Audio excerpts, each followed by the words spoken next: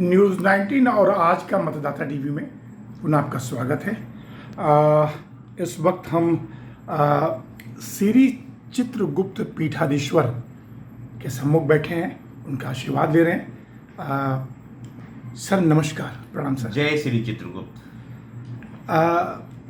पीठाधीश्वर जी, जो सबसे बड़ी जिज्ञासा भगवान चित्रगुप्त के बारे में लोगों में ये बनी है कि भगवान श्री चित्रगुप्त ये जो पृथ्वी की रचना है उसके एकमात्र रचयिता हैं। थोड़ा सा विस्तार पूर्वक बताएं कि जो वृंदावन में आपका ये जो पीठ है उसका उद्देश्य क्या है और मानव समाज के लिए आपका उद्देश्य क्या है।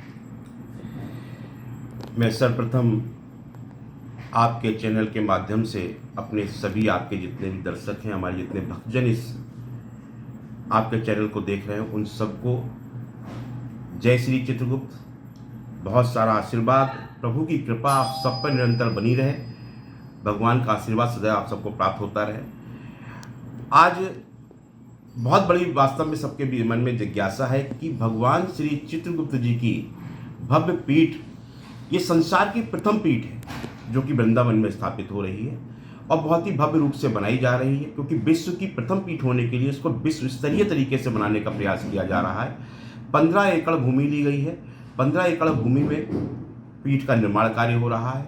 भगवान श्री चित्रगुप्त जी का भव्य भवन जो कि लगभग 55,000 स्क्वायर फीट में तैयार किया जा रहा है। उसी प्रांगण के अंदर भगवान श्री चित्रगुप्त जी की 51 फीट की प्रतिमा का कार्य प्रारंभ हो चुका है, चल रहा है, जिसका अक्टूबर में अनावरण करना सुनिश्चित किया गया है।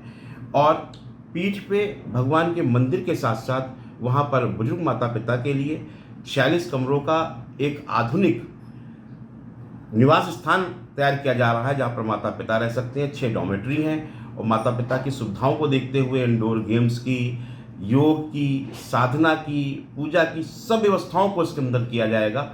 एक अति आधुनिक आवासीय परिसर होगा जहां पर बुजुर्ग माता पिता जिनके बच्चे या तो देश से बाहर चले गए या किसी कारणवश उनको नहीं रख पा रहे हैं या नहीं रह पा रहे हैं, उन माता पिता को रहने का स्थान रखा गया है। क्योंकि सबसे बड़ा प्रथम गुरु माता पिता होते हैं और जिन बच्चों ने उन माता पिता को छोड़ा है उनकी सेवा करने का हमें एक अवसर प्रदान हो रहा है, हम अवसर मिल रहा है करने के लिए।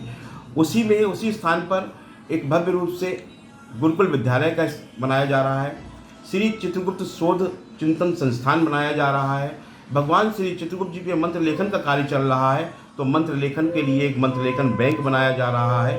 इस प्रकार से कई स्थान पर रखा गया है। एक जो अभी हम लोगों ने 10 मई में अक्षय तृतीया के दिवस पर अभी हमने 5 कन्याओं का विवाह किया था, उन 5 कन्याओं के विवाह में वहाँ पर एक स्थान का हमने उद्घाटन कर दिया, वहाँ पर शिलान्यास हो गया। वहाँ पर एक वैदिक विवाह स्थल का भी निर्माण हो रहा है। 50 कमरों का अतिथि गृह बन रहा है, जिसका भी कार्य प्रारंभ हो चुका, वो कार्य भी चल रहा है। मतलब उसकी भव्यता के रूप में कोई भी कमी नहीं। 2 द्वार हैं, एक जो है प्रवेश द्वार है, एक निकास द्वार है। प्रवेश द्वार माता इरावती के नाम से है, निकास द्वार माता नंदिनी के नाम से है, और जो मंदिर मार्ग का द्वार है वो स्वामी विवेकानंद मार्ग, और मंदिर में प्रवेश द्वार जो है वो महर्षि महेश योगी जी के नाम से बनाया जा रहा है। हमने प्रभु के साथ साथ अपने उन महान पुरुषों को भी इसमें सम्मिलित करने का प्रयास किया है, क्योंकि स्वामी विवेकानंद जिन्होंने राष्ट्र के लिए एक नाम दिया, एक पहचान दी, और महर्षि महेश योगी जी जिन्होंने वास्तव में वेद और विज्ञान को एक साथ लेकर पूरे संसार के अंदर एक से एक बड़ा विद्वान प्रकांड ब्राह्मण देकर सनातन की रक्षा कार्य किया है। इसलिए महर्षि महेश योगी जी भी उस स्थान में, वहाँ पर भी उनका स्थान है। इन सबकी मूर्ति भी स्थापित की जाएंगी। भगवान श्री चित्रगुप्त जी की, माता इरावती की, माता नंदिनी की और उनके 12 पुत्रों की मूर्ति स्थापित रहेंगी। और यहाँ पर जितने भी महापुरुष हैं हमारे, उन सबकी स्थापना वहाँ पर करी जाएगी और बहुत भव्य रूप से पीठ की स्थापना होगी। पीठ का कार्य केवल पूजन अर्चन तक ही सीमित नहीं है, विद्या भी देना है, वेद और विज्ञान के साथ शिक्षा भी देने का कार्य करना है। तो इसके लिए गुरुकुल विद्यालय बन रहा है। हर चीज पर विचार किया गया है। सनातन का कैसे प्रचार प्रसार हो, सनातन की रक्षा के लिए किस प्रकार से कार्य किया जाए, इन सबको विचार करते हुए कई प्रकार से अलग अलग बिंदुओं पर हमारी पूरी शोध चिंतन की जो संस्थान पूरा बना है, उसमें एक से एक बड़ा विद्वान है, एक से एक बड़े प्रकांड इसमें प्रोफेसर्स रहे हैं जिन्होंने प्रभु भगवान चित्रगुप्त जी पर चिंतन किया है। कुछ रिटायर्ड अधिकारी हैं, कोई रिटायर्ड जज हैं। मतलब एक बहुत ही बड़ी ही जो कि जिन्होंने अपने जीवन काल में ऐसे ऐसे ग्रंथ हमें मिले हैं जो 3-3, 4-4 पीढ़ी से भगवान श्री चित्रगुप्त जी पर लिखे जा रहे थे। चित्रगुप्त सागर है, चित्रगुप्त जी कथाएं, सबको हमने संग्रहित किया है और सबसे ये कहा है कि आप सब लोग, आपके पास जो साक्ष्य जिनके आधार पर आपने वेद से लिया, पुराण से लिया, कहाँ कहाँ से इन ग्रंथों का चिंतन किया, क्योंकि देखिए जब प्रभु की बात आती है तो सबसे पहले चिंतन की बात आती है। जिसके इष्ट होते हैं वही चिंतन करता है। ऐसा हमारे कुछ प्रकांड लोगों ने कर दिया, लेकिन भगवान सबके होते हैं। भगवान श्री चित्रगुप्त जी किसी एक विशेष समुदाय के नहीं हैं। भगवान श्री चित्रगुप्त जी इस संसार के समस्त प्राणियों के कर्मों के आधार पर फल देने वाले देवता हैं। भगवान श्री चित्रगुप्त जी लिपि लेखन के देवता हैं। लिपि भी उनकी है, लेखन भी उनका है। लेखनी जो है वो भगवान श्री चित्रगुप्त जी का आशीर्वाद है। चाहे कोई भी व्यक्ति किसी भी कुल में जन्मा हो, किसी भी पंथ में जन्मा हो, किसी भी धर्म में जन्मा हो, बिना लेखनी के उसका जीवन नहीं चल सकता। बिना लेखनी के कोई राष्ट्र नहीं चल सकता। बिना लेखनी के कोई धर्म नहीं चल सकता। संविधान भी लेखनी पर है। इसलिए भगवान श्री चित्रगुप्त जी जगत के न्यायाधिपति हैं। वो सबका न्याय करते हैं और वो तीनों देवों के साथ, क्योंकि सनातन धर्म कर्म प्रधान है।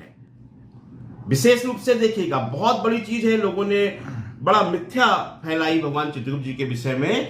भगवान श्री चित्रगुप्त जी जब ब्रह्मा जी के सम्मुख प्रकट हुए तो 4 हस्त उनके, एक हाथ उनका आशीर्वाद मुद्रा में है, एक हाथ में उनके दंड विधान है, एक हाथ में पुस्तिका है और एक में लेखनी है। तो जो पुस्तिका है वही हमारे वेद हैं। और बिना संविधान के ना धर्म चलता है, ना राष्ट्र चलता है, ना कोई संगठन चलता है। तो ये संसार कैसे चल सकता था, ये सब विद्वानों को समझना होगा कि भगवान श्री चित्रगुप्त जी के हाथ में क्या क्या है। आशीर्वाद भी है, अच्छा करोगे तो सुफल दूंगा, बुरा करोगे तो दंड देने के लिए दंड विधान मेरे हाथ में है। और आगे बढ़ना है, विद्या ग्रहण करनी है, बुद्धि प्राप्त करनी है तो लेखनी देता हूं और तुम्हारे लिए पुस्तक के रूप में ग्रंथ देता हूं, जिससे संसार भी चलेगा, ये सृष्टि भी चलेगी। और भगवान श्री चित्रगुप्त जी जिस प्रकार से तीनों देवों का कार्य है, कर्म प्रधान है। सनातन धर्म बिना कर्म, सारा कुछ हमें कर्म के आधार पर मिलता है। हमारे कर्मों के आधार पर हमें किस योनि में ब्रह्मा जी को, मां सरस्वती को भेजना है, हमें कर्मों के आधार पर अपार धन मिलना है, दारुण दुख मिलने हैं कर्मों के आधार पर। ये सब कुछ कर्मों के आधार पर है। हमें मोक्ष प्रदान कर मिलता है, जो कि महादेव और मां शक्ति देने का कार्य कर रहे हैं। लेकिन कर्मों के आधार पर बताने वाले देवता, किसको दारुण दुख देना है, किसको अपार सुख देना है, किसको किस योनि में प्रवेश देना है और किसको मोक्ष देना है, ये बताने वाले देवता तीनों देवों को भगवान श्री चित्रगुप्त जी है। और वो जब बताते हैं उसी आधार पर हमारे लिए मोक्ष मिलता है, उसी आधार पर हमें सुख दुख मिलते हैं, उसी आधार पर हमारे लिए किस योनि में प्रवेश देना है ये प्रभु देते हैं। तो भगवान श्री चित्रगुप्त जी की महिमा अपरंपार है। लोग इधर उधर सर माथा ना फोड़े अगर कुछ गलत कर दिया है, क्योंकि आपको कर्मों के आधार पर दंड मिल रहा है। जो भी आपके जीवन में दुख आ रहे हैं उनसे बचना है तो प्रभु श्री चित्रगुप्त जी के शरण में आइए, उनसे क्षमा याचना कीजिए, उनसे मांगिए। प्रभु बहुत भगवान होते हैं, प्रभु प्रभु होते हैं, ईश्वर ईश्वर होते हैं, बड़े दयालु होते हैं। बस क्षमा याचना कर लो, तुम्हें मुक्ति मिल जाएगी। यही प्रभु का संदेश है, यही पीठ का संदेश है। गुरुजी एक चीज दर्शकों के लिए था, सब लोग पूरा विश्व जो है वृंदावन जाता है बाकी बिहारी के दर्शन करने। तो जो आपका ये पीठ है वो वृंदावन और गोवर्धन के बीच में है। जी। थोड़ा सा उसको विस्तार से बताएं जिससे लोगों को सुविधा हो। बिल्कुल। आपको सबसे पहले मैं प्रेम जी एक बड़ी घटना बताता हूं कि प्रभु वृंदावन कैसे पहुंचे। भगवान श्री चित्रगुप्त जी की पीठ के निर्माण के लिए 2013 में हमें कपाली बाबा जी ने संकल्प दिलवाया। हमने अपने पैतृक गांव रतनपुर वेरनी में स्थान लिया। हम वहां पर कार्य नहीं कर पाए, हमने मुरादाबाद में लिया। वहां प्रभु ने ईंट नहीं लगने दी। हमने बैताल घाट में लिया, वहां नहीं लगने दी। और जब स्थान चिन्हित किया मैं परेशान हो गया कि प्रभु आप क्या चाहते हो। तो प्रभु ने मुझे दर्शन दिए कि तू आज जहां जाएगा वहीं विराज जाऊंगा। और उन्होंने स्वयं उस स्थान को चुना जो कि बैकुंठ धाम है, बांके बिहारी जी की नगरी है। भगवान श्री कृष्ण की बाल लीलाएं वहां पर हुई थी। और जब हम वृंदावन पहुंचे और उस स्थान को चिन्हित किया, प्रभु वहीं पर विराज गए और आज तक भव्य रूप से कार्य चल रहा है। ये वह भव्य स्थान है, ये वृंदावन गोवर्धन धाम है। एक तरफ वृंदावन, एक तरफ गोवर्धन, दोनों प्रभु की लीलाओं का स्थान, बिल्कुल सेंट्रल प्लेस है। इधर से वृंदावन चले जाइए, उधर से गोवर्धन चले जाइए, उधर से राधा रानी चले जाइए, ये सबके मध्य में बिल्कुल विराजमान है। आपको वृंदावन दर्शन करके आइए, आपको गोवर्धन जाने से पहले प्रभु चित्रगुप्त जी का दर्शन करना होगा। आप गोवर्धन दर्शन करके आएंगे तो बीच में आपको मिलेंगे, फिर आप वृंदावन जाएंगे, तो मध्य में प्रभु स्वयं विराजे हैं ताकि सबको दर्शन दे, सबको सुभाशीष दे, सबको आशीर्वाद दे, सबका उद्धार हो, सबका कल्याण हो, सब सुख शांति समृद्धि से के साथ अपना जीवन यापन करें। यही प्रभु की पीठ का संदेश है। प्रेम से रहिए, क्योंकि प्रेम जी आए हैं हमारा इंटरव्यू लेने। प्रेम जी का नाम ही ऐसा है। हम सबसे कहते हैं मिलकर रहें, प्रेम से रहें, आपसी मतभेद को छोड़ें। मनभेद तो होने चाहिए, मतभेद नहीं होने चाहिए। मनभेद नहीं होने चाहिए, भले मतभेद हो जाए, मतभेद तो हो सकते हैं, मनभेद नहीं होने चाहिए। अपने मन का भेद मिटा दीजिए और बैठकर प्रेम भाव के साथ साथ इस सनातन की रक्षा करिए। प्रेम से रहिए। जय श्री चित्रगुप्त, जय जय श्री चित्रगुप्त।